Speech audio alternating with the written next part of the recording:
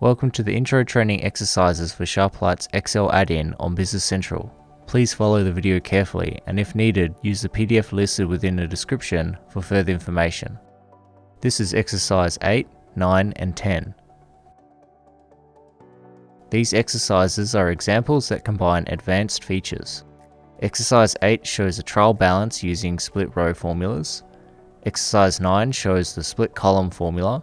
And exercise 10 shows a trial balance query with filtered columns, the OR operator on filters, and a query union.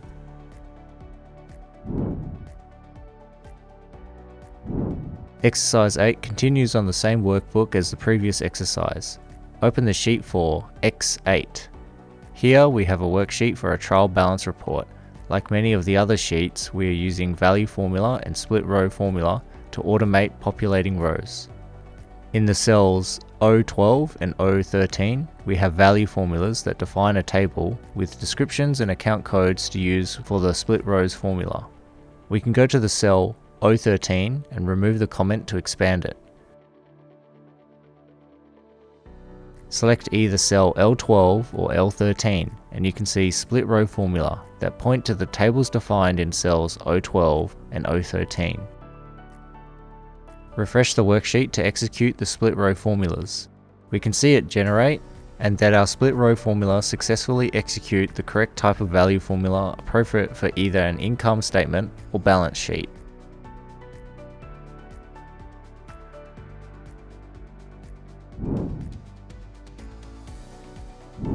For exercise 9, we have a similar layout for a revenue report using a split formula, but this time we want to demonstrate the SplitColumn formula. We want columns added for each period of the year, and if you select the cell G21, you can see the value formula, which actually is a list of periods ranging from 2022-01 to 2022-06. Select the cell D21. We should see the SplitColumn formula with the value formula embedded within for defining the period range. Refresh the worksheet and the generated worksheet shows that we have successfully created columns for each valid period and the calculated balances for the revenue accounts. In exercise 10, we have a trial balance report again. Select the cell C6 and you should see a table formula. Open the query definition and resize the query window. The things to take note of in this report are filtered columns, brackets and the OR filter operator, and the use of a query union. We can first see that the outputs, period balance and closing balance, are filtered columns due to the attributes section being blue in color. Open up the options on period balance to see which filters specifically apply to it. We can see current period applies to it, which is a date range between the start and end of May 2022. Open up the options on closing balance to see which filters specifically apply to it. Here we can see it has 4 filters. 2 filters for balance sheet type and date range, then another 2 for income statements and their date ranges. By default, filters have a default setting for their operators, which usually behaves as an AND. We however can force it to be OR AND. Another thing to note is that you can add the use of brackets on filters, which can help make more advanced filter combinations. In this case, the 4 filters are all within brackets, and our closing balance has an OR operator, meaning it returns a row for either valid balance sheet or income statement filters. Let's open the filter options for the filters, and we can see for the closing balance type BS, we have 2 opening brackets.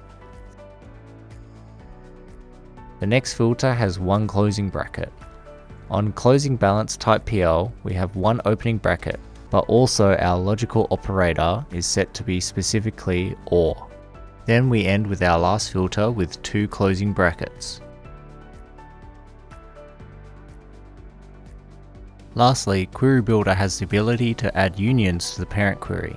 If a union exists, you will see a shortcut button here that you can click on to open the window showing unions. We can inspect the union that exists. Click on the prior year profit loss union and then click on Edit Query. You are able to pass filter parameter values into the union, as it behaves in a very similar manner to a drill.